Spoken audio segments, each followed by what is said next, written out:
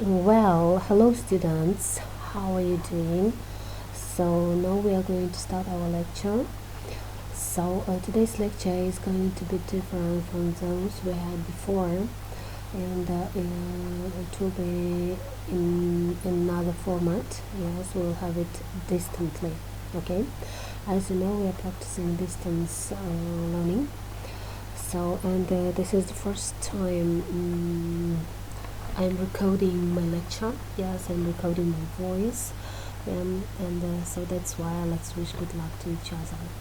Okay, and also I'd like to mention that I'm using Ocam screen recorder program. Okay, so as for today's lecture, yes, today's lecture is going to focus on nonverbal communication. But before that, I'm going to remind once again about the process of communication. Yes, so let's go to the. Yes, you will know the differences. Okay, so yes, this is the plan about the topics we're going to cover. Yes, during today's lecture. So we'll talk about communication, its process and types, then verbal communication and its types, then non-verbal communication and its types, and lastly we will differentiate verbal and non-verbal communication, yes, and to define key differences between these two types of communication. Okay, so what is communication? Communication is a natural phenomenon, and it is an act of interacting with people and sharing information with them. Do you know whether you speak or not? It communicates the message to the other party. Yes, as we have defined, yes, before, the communication is the process of interchanging information, yes, with or without the use of words. Yes, and we can use signals, different movements, gestures, and this also will be the act of communication. Okay. So there are two types of communication. So now let's go to the next slide. Yes, there are two types of communication, verbal communication and non-verbal communication.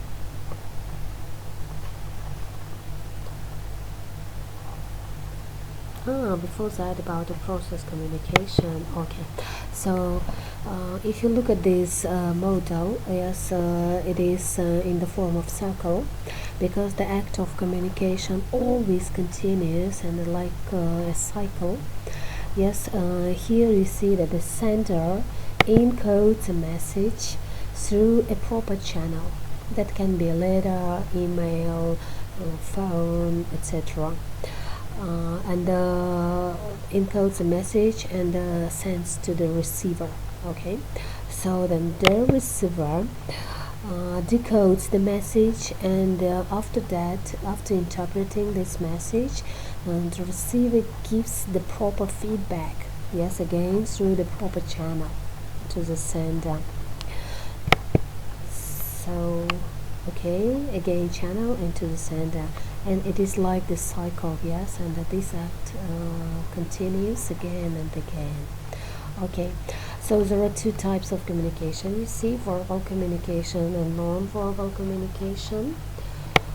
Yes, okay, verbal communication is a form of communicating in which you use words to interchange the information with other people, either in the form of speech or writing. So now I will show you, yes, the definition of verbal communication.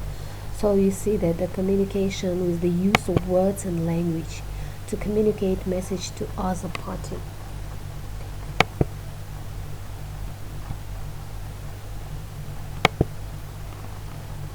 So here you see that the verbal communication can be done in two ways, yes, oral communication and written communication.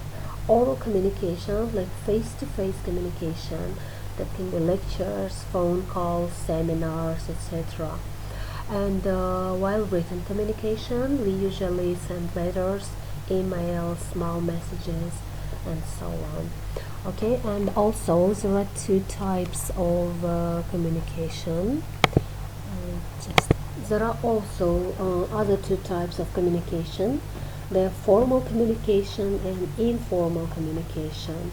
Yes, formal communication is also termed as official communication. It is the type of communication in which the sender follows a predefined channel to transmit the information to the receiver.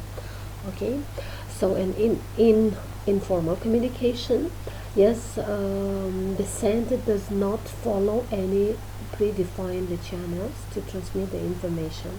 Yes, and the second type is known as informal communication.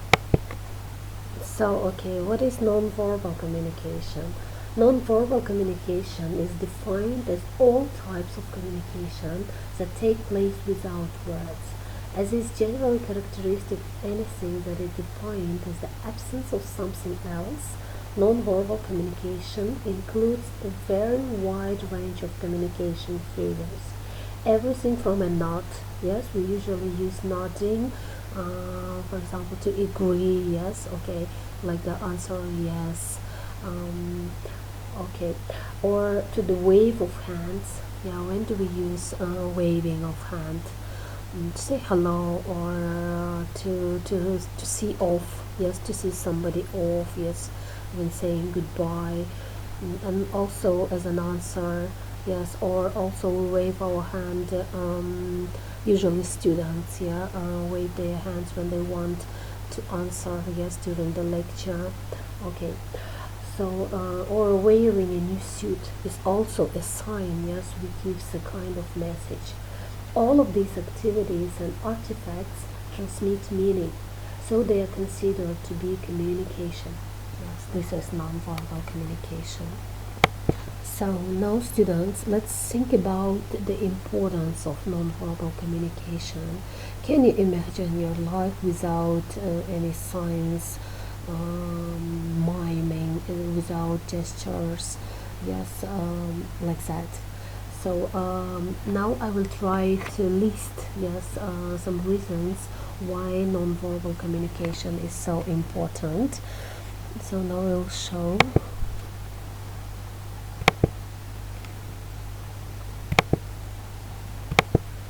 So, okay, why is nonverbal communication so important? So, firstly, nonverbal communication is present everywhere. There is no way to avoid communicating nonverbally. Even the decision not to speak is a message, such as when you do not talk with the person sitting next to you in a bus. In other words, you cannot stop someone from making inferences about your nonverbal behavior. If you are not intentionally sending a message, this statement is certainly true of nonverbal communication. Much nonverbal communication is unconscious and unintentional. Yes, we even don't notice, yes, how we use our nonverbal communication. Okay, the second reason, nonverbal communication usually comes first. So do you agree? Even before individuals open their mouths, they have communicated nonverbally by their posture, their clothing, and so forth. During the initial impressions between two or more people, when there is a high degree of uncertainty in the communication situation, nonverbal communication is particularly important. When strangers meet, nonverbal communication often determines whether or not nonverbal interaction will occur. Yes, you see. So thirdly, nonverbal communication is especially likely to be trusted. When nonverbal communication contradicts verbal communication, nonverbal communication wins out because it is difficult for individuals to control their nonverbal messages. Such messages are perceived as more valid. It is difficult to lie nonverbally. However, under certain circumstances, even non-verbal communication can be deceptive. Facial expressions, for example, are carefully watched in card games in order to determine if a card player is bluffing. Yeah, you see. Okay, so the fourth one, non-verbal communication can lead to misunderstanding, especially when verbal messages are missing or limited. So if two participants in a communication situation do not share the same meaning for a non-verbal symbol, yes, I will give you examples later about those, the results will be miscommunication. Yes, the language of nonverbal symbols differs from culture to culture, just as verbal language does. Yeah, can you give an examples? Yes. For example, the sign OK. Yes, is it okay in our culture? Maybe it's not okay, or something negative in another culture. And lastly, nonverbal communication is especially important to intercultural communication situations. When verbal and nonverbal communication is redundant, yes, you see so much, misunderstandings are less likely to occur. Each type of communication can reinforce the other. When the verbal fluency of the communication participants is limited, non-verbal reinforcement may clarify the intended meaning. Yes, so if you yes, so if the speaker, yes, if a person from another language, if he or she speaks foreign language, and the verbal fluency of that speaker is limited, yes, he or she can't express himself or herself clearly, yes, non-verbal communication can help in this situation. So students, before talking about the types of nonverbal communication, now I'd like you to watch the video about different signs in different cultures, about the situations when the same gesture or the same sign mean different or have different meanings in different cultures. Okay, let's watch.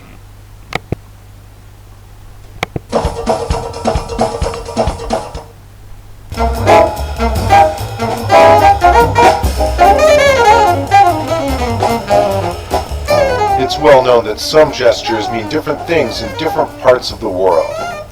In some places, such as Britain, this means everything's okay, while in Brazil and other places, it's considered obscene. And in still other places, such as Japan, it means money. In Italy, they might make this sign to emphasize a point, while in Jordan, it can mean wait a second. Certain things often have gestures for them. For instance, in most places where drinking alcohol is popular, there's a sign for drinking or getting drunk. In the US, it's this. While in France, they grab and twist their nose, and in Russia, they flick their throat. On the other hand, some places have more or less unique gestures. In Russia, to say you're making things too complicated, you scratch your ear by going around the back of your head. Among the most common and probably oldest gestures are nodding for yes and shaking the head for no. But even this isn't universal. Bulgarians are famous for shaking their head to mean yes and nodding with a click of the tongue to mean no. And in South Asia, they have a third option, which involves tilting the head from side to side.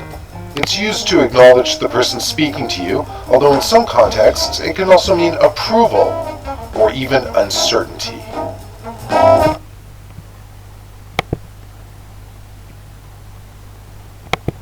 And what about our culture? What about your culture? Do these gestures mean the same as in Italy or in Brazil or in UK or Russia? Okay, can you give examples? So let's continue, okay, dear students. So as for types of nonverbal communication, yes, let's name these. So the types of nonverbal communication, they are kinesics, artifacts, proxemics, chronemics, yes, chronemics, vocalics, and haptics. Haptics. Okay. If you look at these different smiles, yes, you see that they mean different emotions, yes, and feelings. They express different facial expressions. So what does kinesics mean? So kinesics is the study of the body language of a person. That can be gestures, postures, facial expressions, and so on. So the next type is artifacts, yes. So artifacts is the appearance of a person, yes. The appearance of a person speaks about the personality. It is by way of clothing, carrying jewelry, lifestyle, etc. And this kind of communication is known as artifactual communication.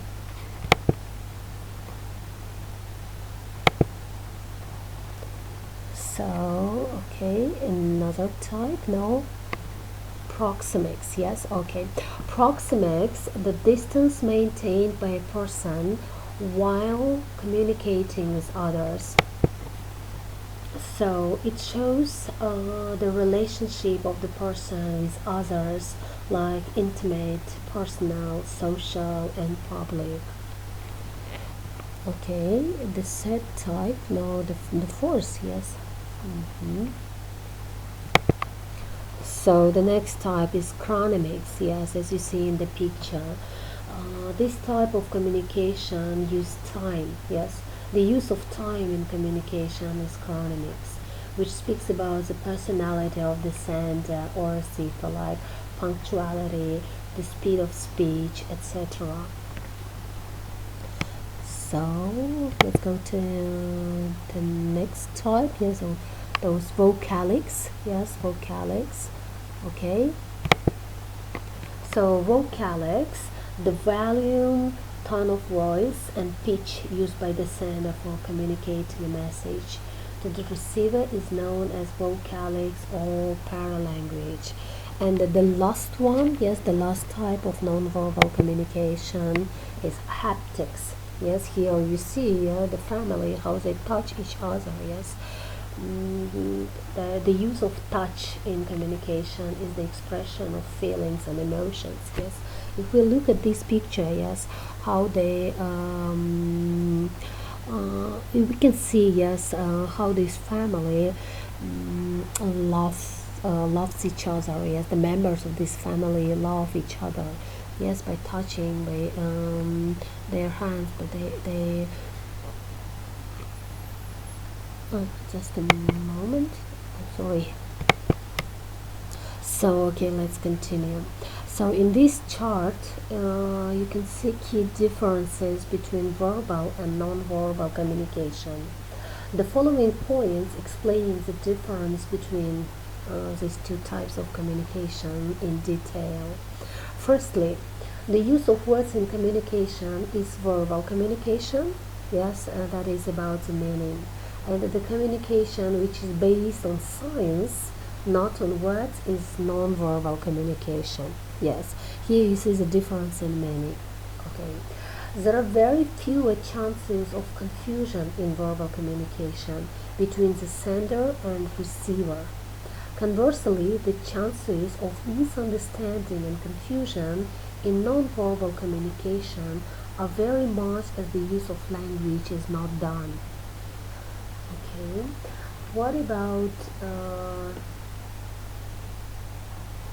so time consuming, yes? In verbal communication, the interchange of the message is very fast, which leads to rapid feedback.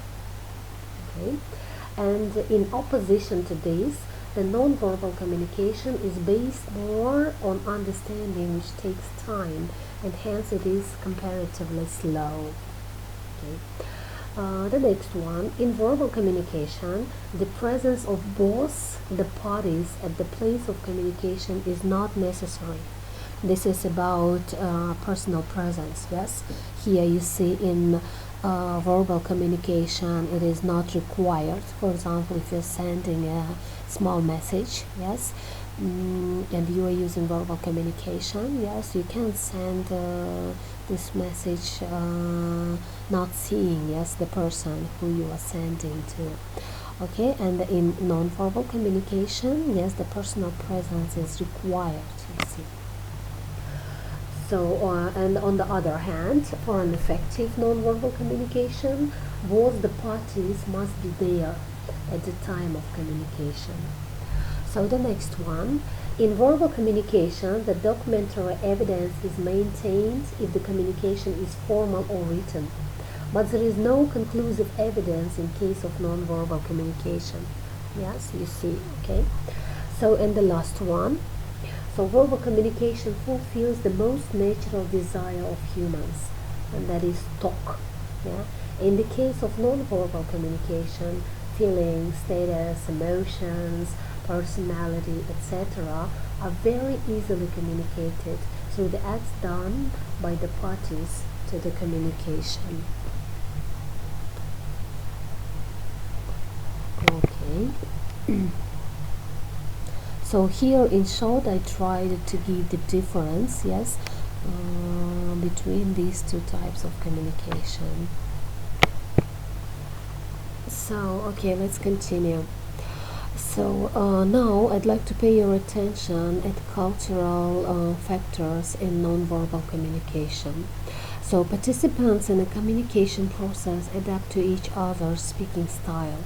For example, by leaning forward, leaning forward, yes, matching the other's speech rate, assuming a similar posture, using similar gestures, or pronouncing words with the same accent. If a communicator rejects the style of the other as culturally inappropriate, for example by leaning away, intentionally slowing the speech rate, or assuming an uninviting posture, the flow of communication is interrupted. Yes, here the understanding of cultures is important. Yeah, you see. Edward Hall stated, people in interaction move together in a kind of dance, but they are not aware of their synchronous movement. He found that each culture has its own characteristic manner of sitting, standing, reclining, or gesturing. Most people are unaware when these are happening. When they become aware, they are unable to pay attention to anything else. So, have you ever noticed how Joshua is standing? How he usually stands? Yes, when he's talking to you. So next time, please pay attention. So culture establishes standards for nonverbal behavior. We often have an involuntary reaction to someone violating our expectations about personal space.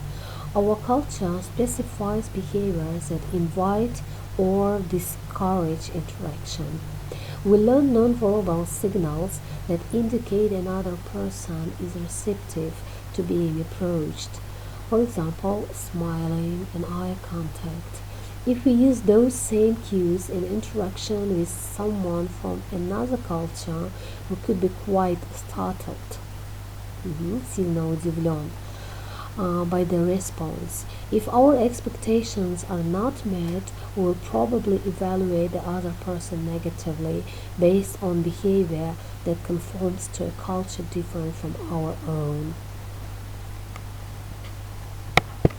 So now I'd like to watch a video prepared or done by our students. Maybe you can even recognize some of them.